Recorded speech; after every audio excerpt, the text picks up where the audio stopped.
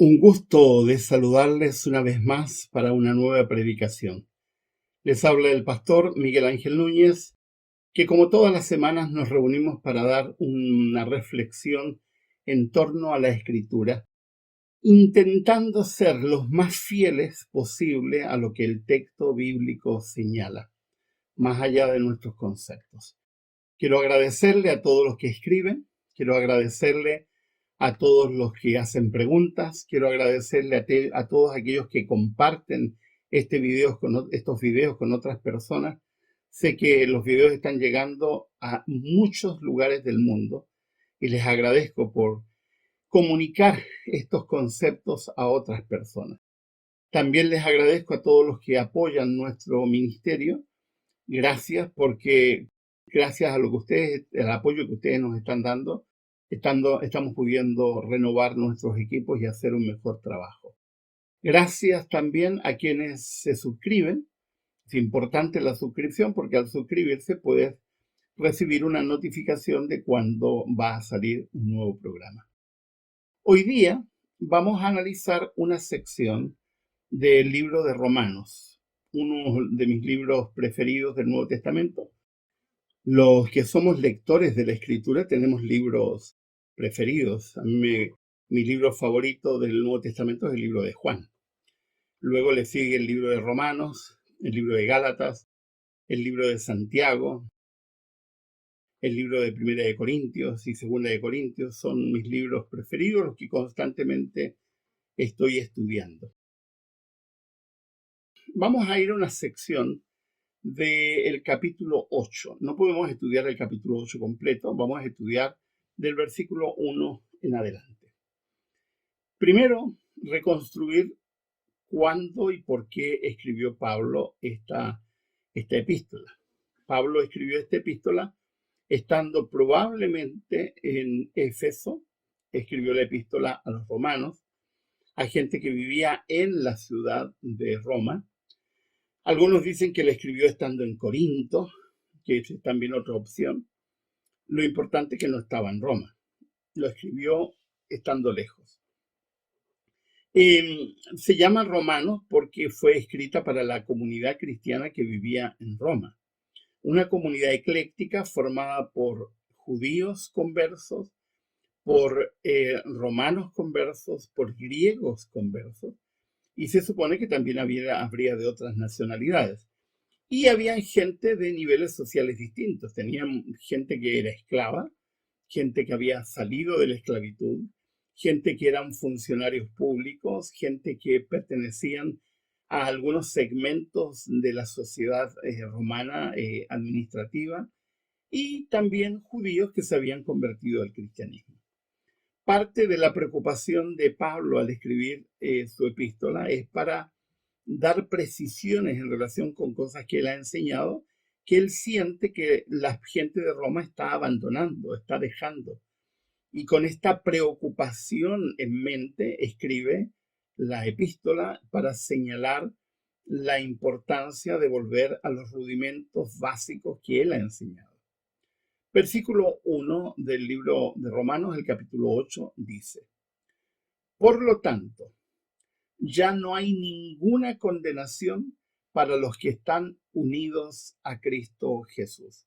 Ese texto es tremendamente interesante. No hay ninguna condenación. Si yo leo bien la palabra ninguna, es una palabra absoluta, es decir, no hay ninguna condenación, no hay condenación.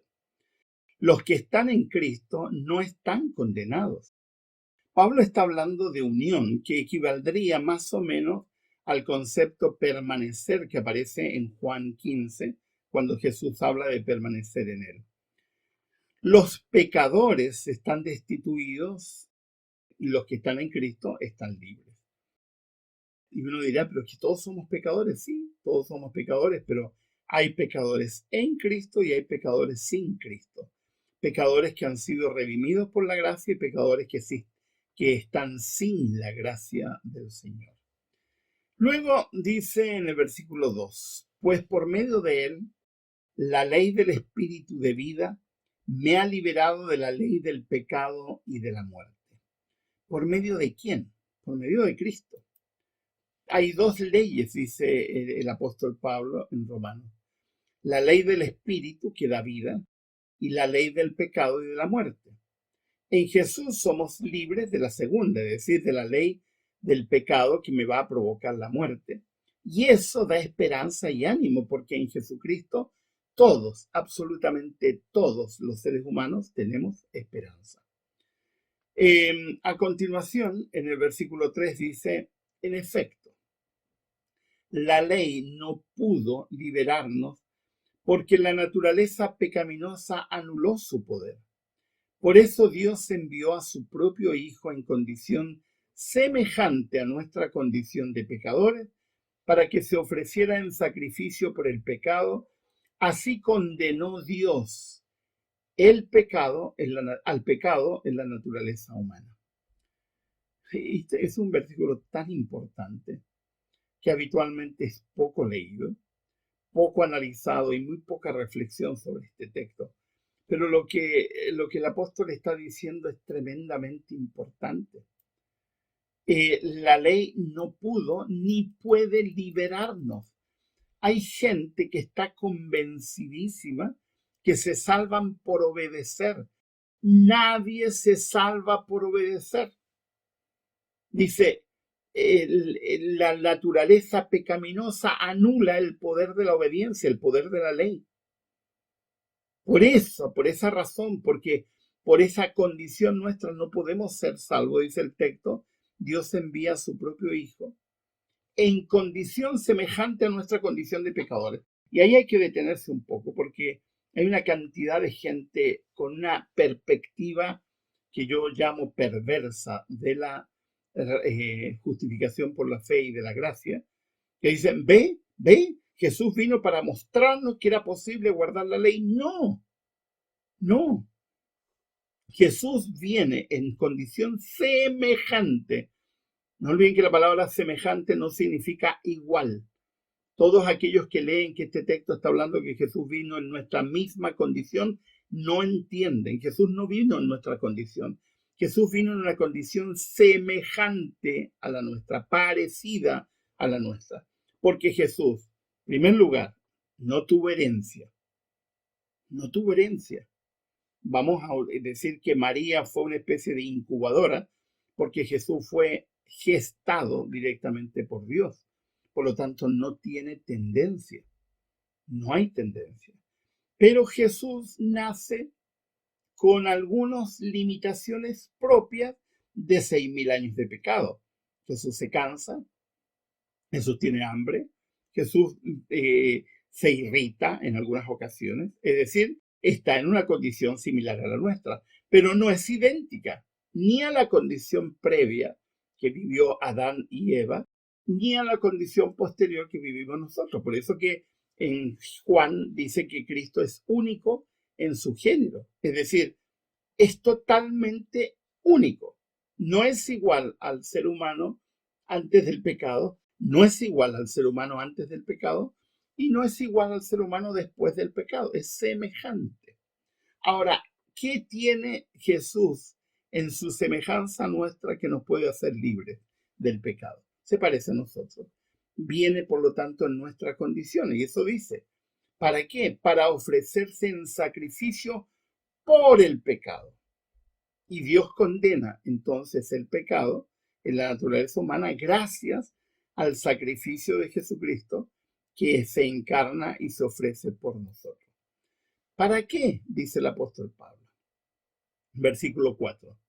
A fin de que las justas demandas de la ley se cumplieran en nosotros, que no vivimos según la naturaleza pecaminosa, sino según el Espíritu. Las justas demandas de la ley fueron cumplidas en Cristo. En Cristo se cumplieron. ¿Para qué? Para que nosotros que tenemos naturaleza pecaminosa no vivamos las consecuencias naturales del pecado. La ley no tiene poder para los que viven en Cristo. Yo no logro entender la mente de los legalistas que insisten en la obediencia como condición de salvación. La obediencia no es condición, la obediencia es resultado, pero tampoco el resultado te salva. Somos salvos única y exclusivamente por lo que Jesús hizo. Y hay tantos textos en la Biblia que lo dice y hay tanta gente que simplemente no quiere leerlo, como este, por ejemplo, que acabamos de leer. Ahora, fíjense lo que dice el versículo 5. Los que viven conforme a la naturaleza pecaminosa fijan la mente en los deseos de tal naturaleza.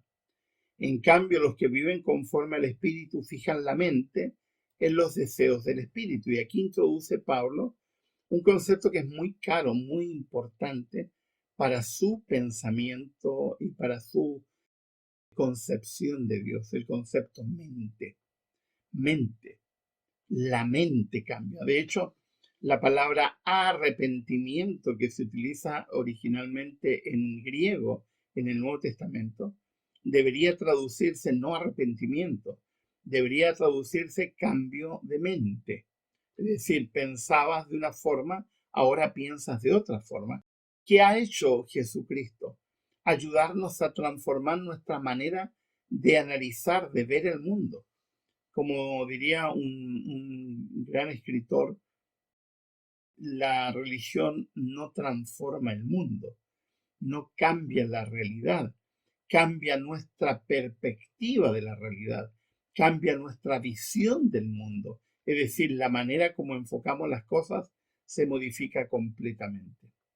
Ahora, las personas que no viven en Jesús, que no están ligados a Jesús, viven sujetos a una mente perversa, a una mente que se guía por nociones que no tienen nada que ver con Dios. Quienes viven conforme a Jesucristo, viven basados en premisas diferentes, premisas que se acercan a los postulados que Dios ha establecido como ideal para los seres humanos. Y ahí hay una gran diferencia. Las conductas son similares, pero lo que hay en la mente es distinto. El análisis que hace un cristiano del mundo es muy distinto al análisis que hace una persona que no es creyente del mundo.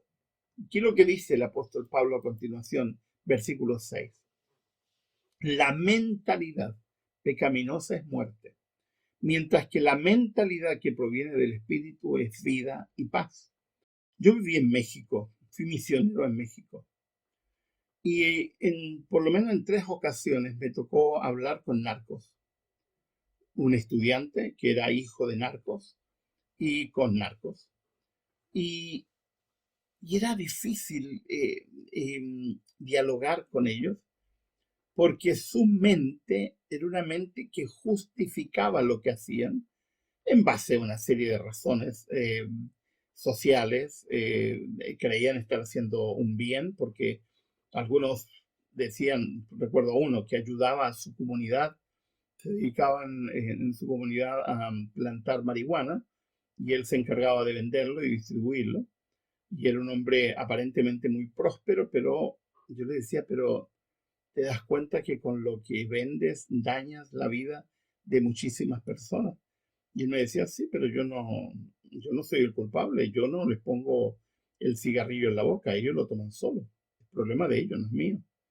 Yo cumplo solamente con entregárselos. Y una forma muy fácil de sacarse el tema de encima.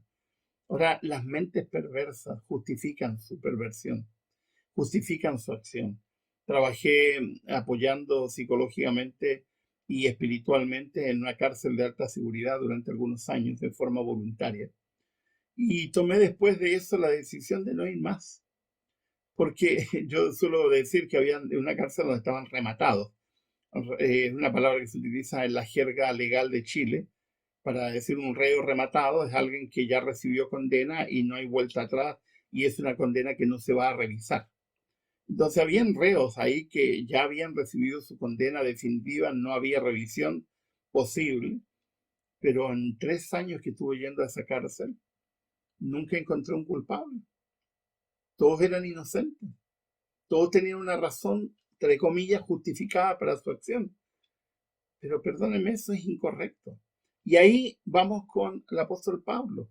La mentalidad pecaminosa es muerte, precisamente porque justificamos, racionalizamos nuestra acción. Yo recuerdo haber hablado con un hombre en Colombia condenado por cuasi, porque no la alcanzó a matar, pero sí la dejó inválida, a su esposa, golpeándola, y él tenía una razón, ¿sí? Porque ella no le había sido, entre comillas, fiel, porque no tenía pruebas de eso, es decir, un celópata, y eso justificaba lo que había hecho y estaba bien. Y me dijo esta frase: cualquier hombre en mi situación lo habría hecho. Le dije: no, te equivocas, te equivocas. Hay muchísimos hombres en tu condición que simplemente habrían dicho: esta situación es insoportable, no quiero vivirla, me voy. Punto. O habrían hecho como mucha gente ha hecho: te perdono, pidamos ayuda y construyamos de nuevo.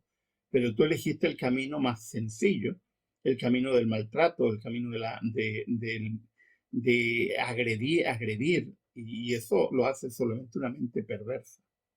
Ahora, ¿en qué se distingue un cristiano? Un cristiano que ha entendido lo que significa ser cristiano. Tiene un espíritu de vida y de paz. Por eso yo no entiendo las peleas entre cristianos. Me resultan absolutamente absurdas. Porque un cristiano de verdad que ha entendido la mente de Cristo es un cristiano que vive en paz, que vive y deja vivir, y es un cristiano que no anda generando peleas y conflictos. Cuando yo veo que entre cristianos hay peleas y conflictos, digo: ahí no habita el Señor. Porque cuando ahí está el Señor, dice el apóstol Pablo con toda claridad, hay vida y hay paz. Ahora, el apóstol Pablo da un paso más y más fuerte. Versículo 7. La mentalidad pecaminosa es enemiga de Dios, pues no se somete a la ley de Dios ni es capaz de hacerlo. O sea, la mente pecaminosa es enemiga de Dios porque es una mente que está permanentemente fuera de la voluntad de Dios. Como diría Santiago, dicen una cosa con los labios y hacen otra cosa en su vida práctica, personal. ¿Y por qué? Porque simplemente no quieren hacerlo, porque no desean. Tampoco son capaces de hacerlo, porque aquí hay un elemento milagroso donde Dios nos transforma. Ahora, fíjense lo que dice luego el apóstol Pablo en el versículo 8, que también ha sido muy mal entendido por gente legalista.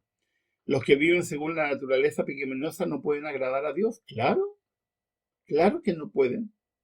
Porque una persona que vive justificando su violencia, que vive justificando su maldad, su mentira, finalmente termina siendo una persona que no puede agradar a Dios, porque Dios no se agrada con eso.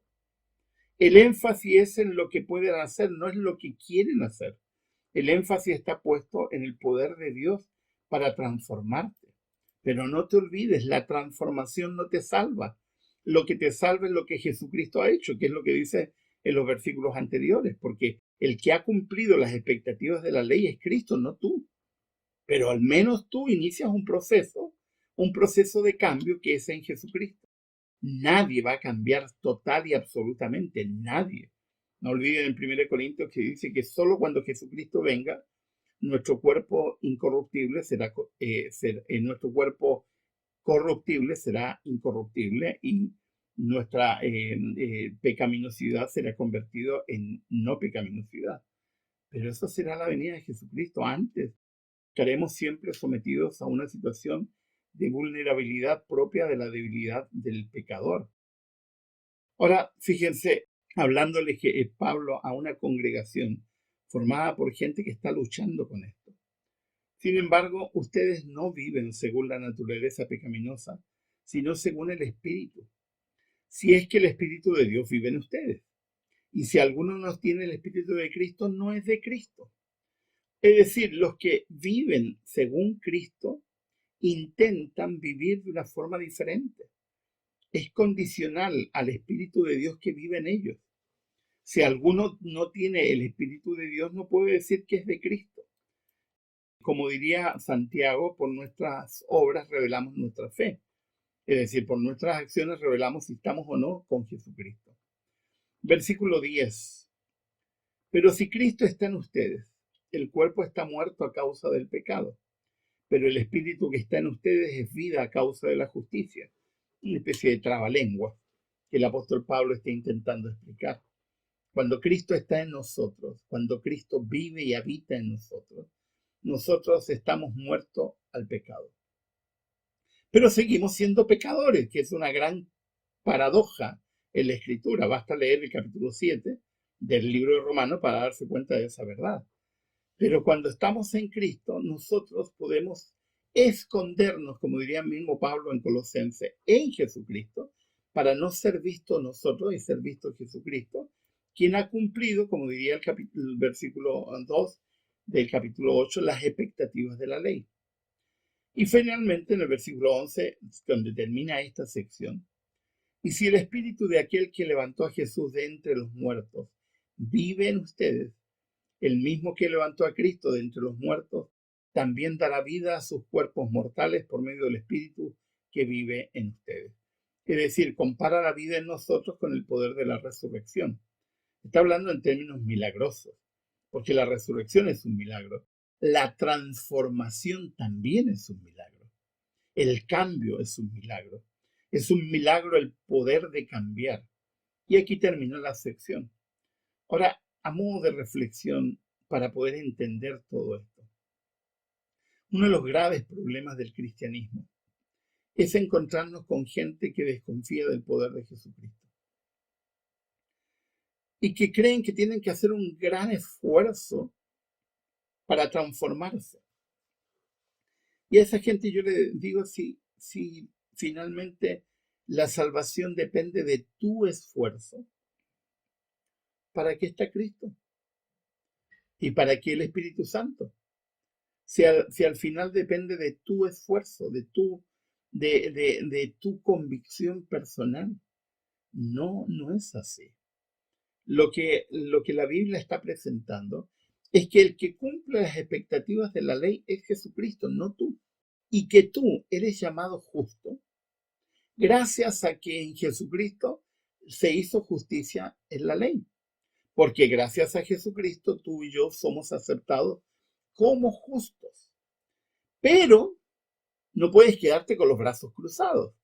Tienes que aferrarte a Jesucristo, acercarte a Jesucristo, permanecer en Jesucristo, como dice Juan capítulo 15, para que se inicie un proceso de transformación de tu mente, para que empieces a mirar la realidad de una manera distinta. Y esta transformación te va a llevar a vivir una vida diferente. Como dice el apóstol también en Efesios, en Cristo somos nuevas criaturas. Claro, nuevas criaturas, somos transformados. Pero no es la transformación la que te hace acepto delante de Dios. No eres aceptado por Dios porque has sido transformado. Eres aceptado por Dios porque has creído en Jesucristo. Y gracias a Jesucristo se inicia un proceso de transformación. Es decir, eres aceptado por la justificación, no por la santificación. Pero lamentablemente hay gente que ha invertido el orden. Yo tenía un profesor en el doctorado que solía decir, bueno, cuando lleguemos a ser justos, seremos justificados. Y decía, pero un momentito, ¿cómo es eso si eso no es bíblico? Es decir, si usted puede llegar a ser justo por su propio mérito, por su propio esfuerzo, ¿para qué necesita el Espíritu Santo? ¿Para qué necesita Jesucristo si usted puede llegar a ser justo por sí mismo? Cuando la Biblia dice claramente que nosotros no podemos. Jesús lo dice en Juan 15, sin mí nada podéis hacer. Por lo tanto, lo que el apóstol Pablo está diciendo, se inicia un proceso de transformación de tu mente. Ese proceso de transformación de tu mente te lleva a cambios. Claro, porque todo acto, toda conducta, antes de ser buena conducta, primero es un pensamiento. Ese cambio de pensamiento, esa transformación del mundo, de la manera de ver el mundo, ¿quién lo hace? El Señor. Es milagroso. Pero ¿cuándo lo hace? Cuando tú permaneces en Jesús. ¿Y cómo permaneces en Jesús? Mediante el estudio de la palabra, mediante la oración, mediante la evangelización, que son medios de permanecer. Permanecer en Jesucristo, porque al permanecer en Jesucristo comienza este proceso de cambio de tu mente, de transformación de tu mente. Ahora, el gran problema del legalismo es que el legalismo ha hecho creer falsamente a la gente que la obediencia a la ley te va a transformar y que la obediencia a la ley te va a ser aceptable. No, eso es poner los bueyes detrás de la carreta. Eso no es entender nada. Para que se mueva la carreta necesita primero poner lo primero donde corresponde. ¿Y qué es lo primero? La gracia. La gracia. ¿Quién nos hace aceptos delante de Dios? Jesucristo. ¿Quién cumple la ley de Dios? Jesucristo. ¿Quién es justo? Jesucristo. ¿Quién es santo? Jesucristo. ¿Quién somos nosotros? Personas que somos aceptados gracias a que Jesús ha cumplido las expectativas de la ley. Nosotros somos aceptados como justos gracias a que nos amparamos bajo el gran paraguas de la justicia de Dios en Jesucristo. Nosotros somos llamados santos gracias a que nos cubrimos con la santidad de Jesucristo. Es decir, somos nominalmente justos, nominalmente santos, pero de acuerdo al mismo Romano, no hay justo ni aun uno. Y de acuerdo a 1 Corintios, solo seremos incorruptibles el día que venga Jesucristo y convierta lo corruptible en incorruptible, lo mortal en inmortal. Y en ese momento, dice el apóstol Pablo, la muerte será sorbida en victoria, es decir, se acabaron los efectos del pecado. Pero en ese momento, mientras tanto, tú y yo tenemos que permanecer y seremos imperfectos permanentemente, porque por muy bien que te portes o por muy bueno que parezcas, sigues siendo pecador. Y en buena hora, porque una de las críticas que yo tengo frente al legalismo es que el legalismo y el perfeccionismo convierte a los cristianos en necios y aparte de necios, en orgullosos, en vanidosos en su propia conducta, en gente que mira en menos a los que no alcanzan supuestamente ese nivel al cual ellos han llegado y que van creando este tipo de situaciones tan horrorosas de mirar en menos, de despreciar a otros, de convertir a la religión en una batalla por ser mejor. Pero nadie va a lograr nunca eliminar el pecado plenamente. Solo el que ha cumplido las expectativas de la ley, dice el apóstol Pablo en Romanos 8, ha sido Jesucristo, no nosotros. Ojalá vuelvan a leer esta sección, capítulo 8, versículo 1 al 11. Léanla con cuidado y se van a dar cuenta de que muchas ideas que nos han transmitido no solamente son falsas, sino que son ideas peligrosas, que nos meten en un camino de frustración, porque hay gente que lo toma al pie de la letra y dice, yo puedo, y se dan con una pared que les va diciendo, por mucho que te esfuerces, no lograrás porque el único que lo ha logrado es Jesucristo, y tú tienes que cubrirte con la justicia de Jesucristo, porque solamente al cubrirte con su justicia tú podrás ser llamado justo, nada más. El apóstol Pablo es claro, es tan claro que nosotros nos negamos a aceptar su claridad, un poco por tosudez, un poco por orgullo, otro poco por ignorancia. Que Dios les bendiga, que el Señor les acompañe, que su poder y su gracia se manifiesten en ustedes para que podamos encontrar la paz que ofrece el Señor de cubrirnos con su justicia, de cubrirnos con su santidad y de vivir, como dice el apóstol, un cristianismo de paz, de vida y paz. Que Dios les bendiga. Les ha hablado el pastor Miguel Ángel Núñez.